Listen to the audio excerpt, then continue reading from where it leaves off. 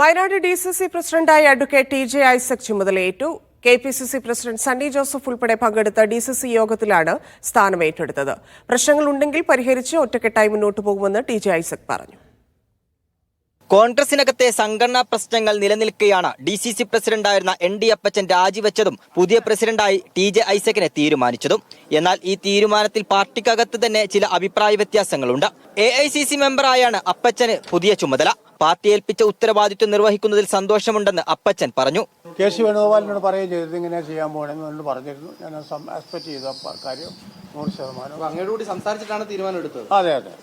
സംഘടനക്കകത്ത് നിലവിൽ യാതൊരു പ്രശ്നങ്ങളുമില്ലെന്നും എല്ലാവരെയും ഒരുമിച്ച് കൊണ്ടുപോകുമെന്നുമായിരുന്നു പുതിയ DCC പ്രസിഡന്റ് TJ ഐസക്കിന്റെ പ്രതികരണം. പാർട്ടിയെ ഒറ്റക്കെട്ടായി എല്ലാവരെയും കൂട്ടിയോജിപ്പിച്ച് തെരഞ്ഞെടുപ്പ് വിജയം മുമ്പിൽ കണ്ടുകൊണ്ടുള്ള പ്രവർത്തനങ്ങളുമായി മുമ്പോട്ട് പോകുക എന്നുള്ളത് തന്നെയാണ് ഏറ്റവും പ്രധാനപ്പെട്ട കാര്യം. ഇന്ന് നടന്ന DCC യോഗത്തിലാണ് TJ ഐസക് DCC അധ്യക്ഷനായി ചുമതലയേറ്റത്. KPCC president Sunny Joseph MLA ഉൾപ്പെടെയുള്ളവർ യോഗത്തിൽ പങ്കെടുത്തു. കേരളത്തിലെ ഏറ്റവും കരുത്തുറ്റ ജില്ലയാണ് വയനാട് ജില്ല. ആ വയനാട് ജില്ലയിൽ കോൺഗ്രസിന് ദീർഘനാളായി നേതൃത്വം നൽകിയ ND അപ്പച്ചൻ DCC പ്രസിഡന്റ് ചുമതല ഒഴിഞ്ഞ് TJ ഐസക് DCC പ്രസിഡന്റായിട്ട് ചാർജ് എടുത്തു.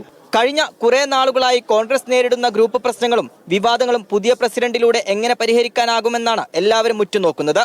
മീഡിയ 1 വയനാട്.